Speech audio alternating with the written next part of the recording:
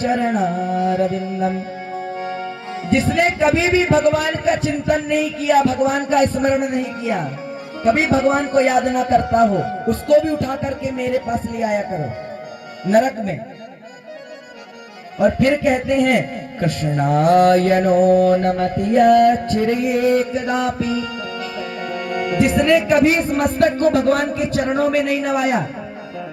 हम और आप तो बहुत ज्यादा बड़भागी हैं जो यहाँ पर बैठ करके कथा श्रवण कर रहे हैं। मैं बार बार यह बात कहता हूं कि कोई सामान्य कथा नहीं है।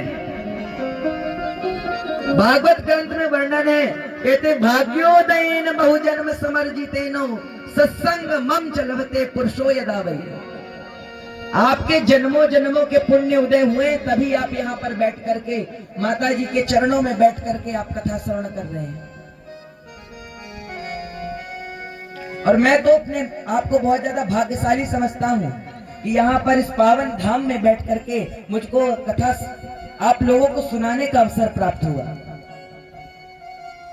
और नवरात्रि की पावन बेला, तो यहाँ पर यमदेव कहते हैं कि जिसने कभी भी भगवान के चरणों में अपने मस्तक को नहीं नवाया, आप उसको उठा करके ले आया करो नरक में। ऐसे ऐसे पापियों को उठा करके नरक में ले आया करो। यमदूतों ने कहा ठीक है, अब से जिसके मस्तक पर भी हमको चंदन दिखाई पड़ेगा, जिसकी जिह्वा पर हमें राम जी का नाम दिखाई पड़ेगा, राधा नाम दिखाई पड़ेगा, कृष्ण नाम दिखाई पड़ेगा, सुनाई पड़ेगा, जिसके गले में हमको तुलसी की माला दिखाई पड़ेगी, हम उसको आज से स्पर्श भी नहीं करेंगे। सोचिए कितना प्रभाव होता है चंदन का। आजकल लोग शर्माते हैं चंदन लगाने में,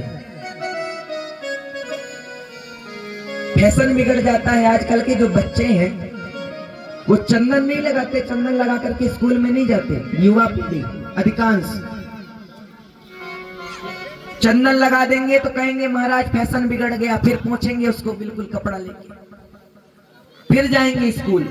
कहीं बाहर निकलेंगे तो चंदन पोंछ देंगे पहले।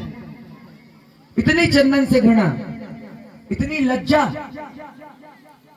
चोटी नहीं रखते आजकल, सिखा। और जिसके मस्तक पर भी चंदन लगा रहता है, यम के दूत उसके पास नहीं आते। जिसके भी जीवा में भगवान का नाम होता है, उसके पास कभी भी यम के दूत नहीं आते। इतना चंदन का प्रभाव होता है, भगवान के नाम का प्रभाव होता है। आज यमदेव इस प्रकार से समझाते हैं। अब राजा